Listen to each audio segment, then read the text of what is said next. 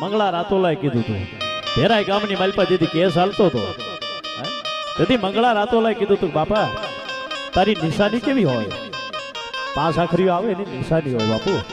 એની નિશાની કેવી હોય રાતના 12-1 વાગ્યાનો સમય છે ને 5 હાથ પૂરો 5 આખરીઓ આવીને ભરી ગયો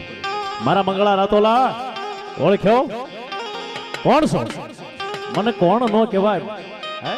હું મંગળા ભાયા રાતોલાનો 5 આખરીઓ છું